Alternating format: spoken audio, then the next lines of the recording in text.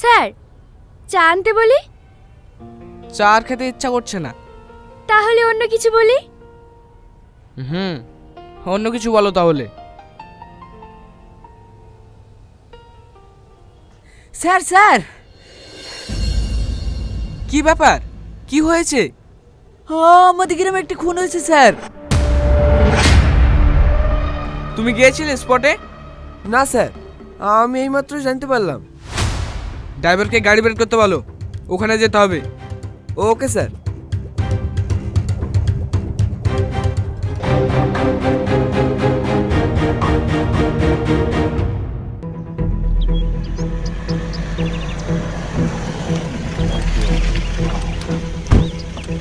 দেখি সরে দেন, ফাঁক করুন, স্যারকে আসতে দিন।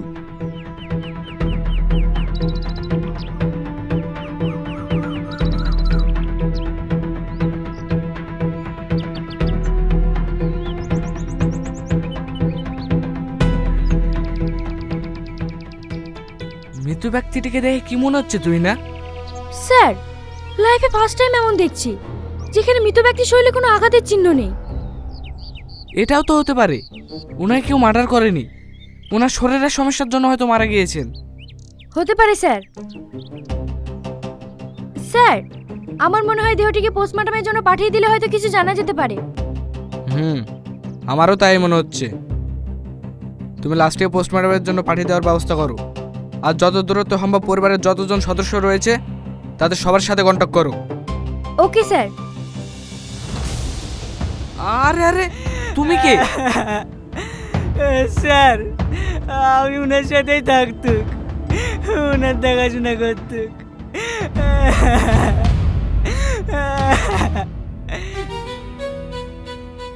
কাজের লোক? তাহলে তুমি সব জানো, যা দেখেছো সব বলো, নাহলে কিন্তু তোমাকে আগে লকাবে পড়বো।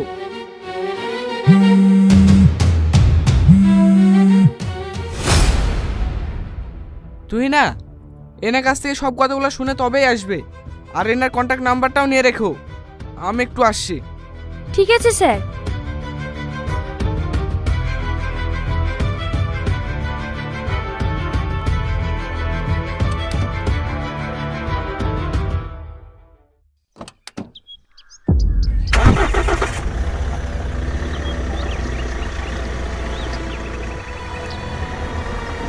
স্যার, একজন সাংবাদিক এসেছে। আজকে গ্রামে যিনি রহস্যভাবে মারা গিয়েছে সেই ব্যাপারটা নিয়ে আপনার সাথে কথা বলবে। এই সাংবাদিকগুলোরও কোনো কাজ নেই, একটা কিছু শুরু না হতেই এরা এসে হাজির।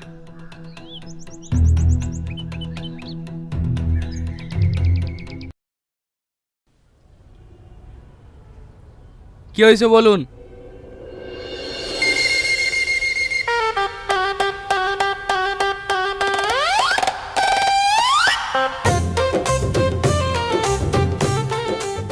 হ্যালো। হ্যাঁ স্যার। কিছু বলবেন আপনি? হ্যাঁ স্যার, আজকে যে মার্ডারটি হয়েছে সে বিষয় নিয়ে আপনার সঙ্গে কিছু কথা বলতে এসেছি।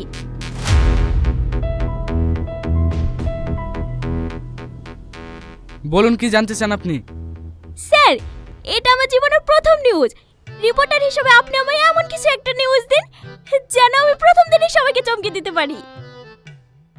আপনি কি বলতে চাইছেন আমি ঠিক বুঝতে পারছি না।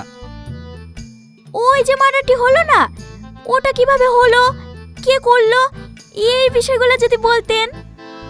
কি সব বলছেন? আমরা এইমাত্র ইনভেস্টিগেশন শুরু করলাম, আপনাকে কিভাবে বলবো? আমরা তো নিজেই কিছু জানি না। তাহলে স্যার আমি নিউজ করব না। আপনি কি নিয়ে নিউজ করবেন সেটা আমি কি করে বলবো? আপনারা এখন বাইরে যান, আমায় একটু ভাবতে দেন। ঠিক আছে স্যার। সরি স্যার, সরি, আমি ইচ্ছে করে করিনি। আপনি বাইরে যান তো, নিউজ হলে আমি নিজে আপনাকে ডেকে নেব। Thank you sir, thank you.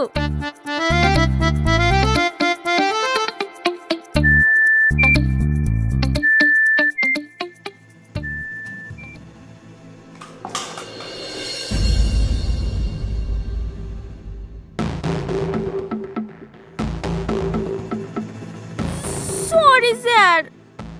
Sorry.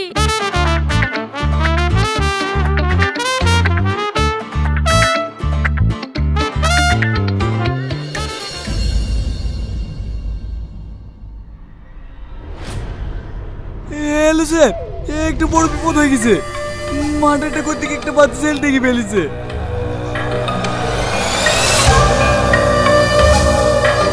Sir, আপনি যেভাবে পারবেন আমার পেমেন্টটা দিয়ে আমাকে দেশে বাড়ি পাঠিয়ে দেন প্লিজ স্যার, প্লিজ।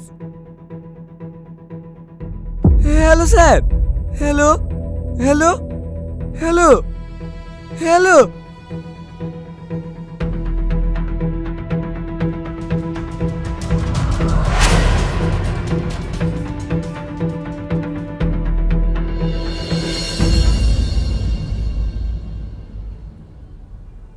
স্যার, কিছু জানতে পারলে? যিনি মারা গিয়েছেন ওনার নাম সামাদ চৌধুরী। উনি শহরে থাকতেন। বেশ কিছু বছর আগেই ওনার স্ত্রী মারা যান। তারপর থেকে উনি মানসিক চাপে ছিলেন। ওনার পরিবারে কেউ বেঁচে নেই। কিন্তু উনি শহর থেকে গ্রামে কেন হঠাৎ এসেছিলেন? ওনার স্ত্রী মারা যাওয়ার পর থেকেই উনি মাঝে মাঝে এই গ্রামের পুরনো বাড়িতে এসে সময় কাটাতেন। ওর কাজের ছেলেটি বলছিল সামাদ চৌধুরীর পরিবার নাকি জমিদার ছিলেন। উনি ওনার স্ত্রীকে ভালোবেসে বিয়ে করেন।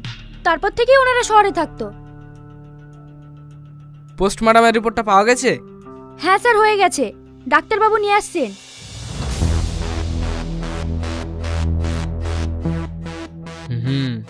কেসটা বড়ই জটিল। স্যার, আসতে পারি? আরে ডাক্তার বাবু, আসুন আসুন, আপনার জন্য ওয়েট করছিলাম। বসুন।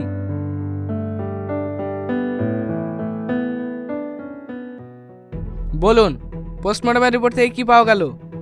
দেখে মনে হচ্ছে স্ট্রোক, কিন্তু এক্সিক্লোসি টক্সিকোলজি রিপোর্টে বলছে ব্রেনের নিউরোটক্সিন। এটা খুব রিয়ার বর্ণের বিষ। মানে? এটা নর্মাল স্ট্রোক না। বাইরে থেকে স্ট্রোকের মতো দেখালেও এটা ইনফেক্টে অ্যানভেনমেশন নর্মালভাবেও মারা যেতে পারে। আবার হয়তো ওনাকে কোনো কিডনিও হত্যা করা হয়েছে।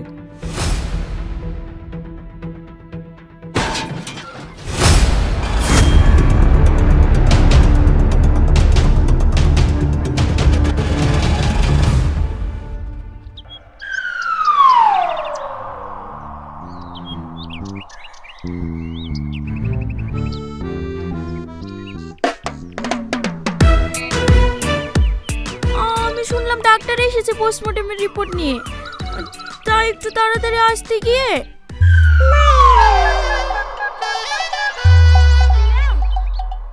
আপনি পরে আসবেন। আমার এই নিউজটা খুব দরকার ছিল। প্লিজ আপনি একটু আমার হেল্প করুন না। বললাম না পরে আসবেন, কেন বিরক্ত করছেন?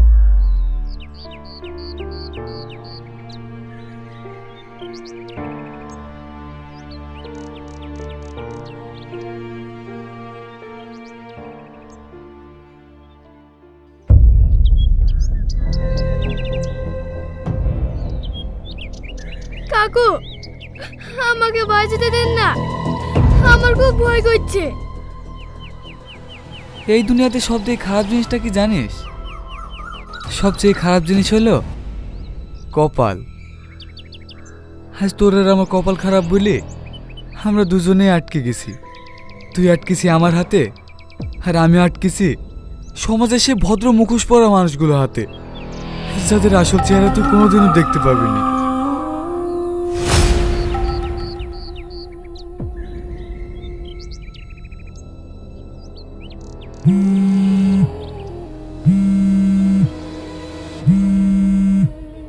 স্যার, আমাকে যেভাবে হোক আপনি এখান থেকে বাইরে পাঠান প্লিজ।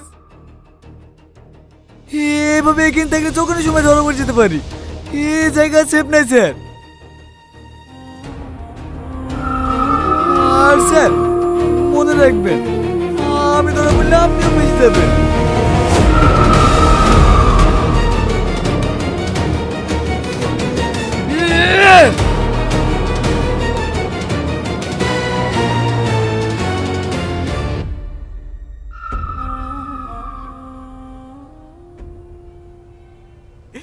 স্যার, স্যার কি হয়েছে?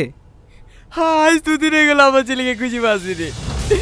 এর আগে হয়েছিলাম আপনার কাছে, আপনি দাঁড়াইছিলেন না।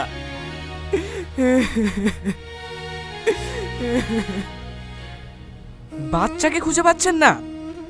হ্যাঁ স্যার, ও বাইরে খেলা করতে গিয়েছিল, তারপর থেকে ওকে খুঁজে পাচ্ছিনি। দয়া করে আপনি কিছু একটা করুন না।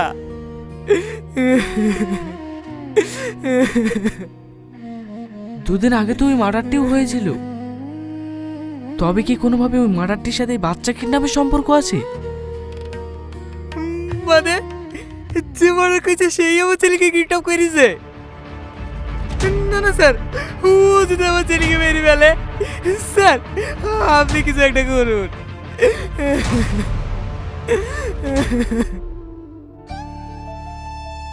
আপনি প্লিজ একটু শান্ত হন, আমরা তো আছি। কনস্টেবল, এনাকে নিয়ে যাও। আপনি ওখানে একটা ডায়েরি করে দিন।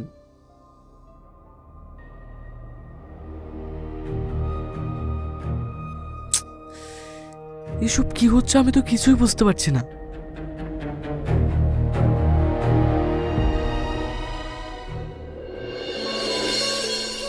আজকে যেভাবে হোক তুই না ম্যামকে পটিয়ে নতুন কিছু আপডেট বের করতেই হবে। আপনি এই সময়? হ্যাঁ ম্যাম, আপনি তো সেদিন বড়বাবুর সাথে দেখা করার সুযোগ করে দিলেন না, আজকে অন্তত একবার সুযোগ করে দিন প্লিজ। এই কেস নিয়ে নতুন কোনো আপডেট নেই? মার্ডারের কেস নিয়ে না। তাহলে কেন আপনি শোনেননি? গ্রামে যেদিন সামাদ চৌধুরীকে হত্যা করা হয়েছিল সেই দিন একটা বাচ্চা ছেলেকে কিডন্যাপ করা হয়েছে। ওয়েট ওয়েট ওয়েট, এই বিষয়ে তো আমাকে কেউ কিছু জানায়নি।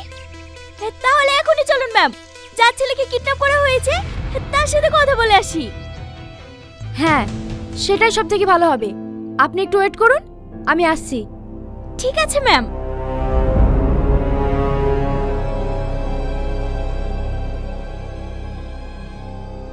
স্যার, আমার বাড়ি যাওয়ার কোনো ব্যবস্থা হয়েছে? তোর দেশের বাইরে যাওয়ার ব্যবস্থা আমি করে ফেলেছি। তার আগে তোকে একটা ছোট কাজ করতে হবে। ছোট কাজ মানে? ওই বাচ্চাটা তোকে দেখে ফেলেছে, সে পুলিশের সামনে তোকে আইডেন্টিফাই করে ফেলবে। তাই ওকে কি স্যার? ওকে মেরে ফেল, দিয়ে ওখানে বাড়িতে পাঠাবে। না না স্যার, আমি এটা করতে পারবো না। দেখ আজিজ, পাগলামি করিস নি, আমাদের দুজনকে বাঁচতে গেলে এটা করতেই হবে। কিন্তু স্যার, আমি কিভাবে একটা বাচ্চা ছেলেকে মেরে ফেলতে পারি? তোকে পারতেই হবে। তুই কি বাইরে গিয়ে সুখে থাকতে চাস না? হ্যাঁ স্যার, চাই। তাহলে বাচ্চাটাকে এখনই শেষ কর। ঠিক আছে স্যার।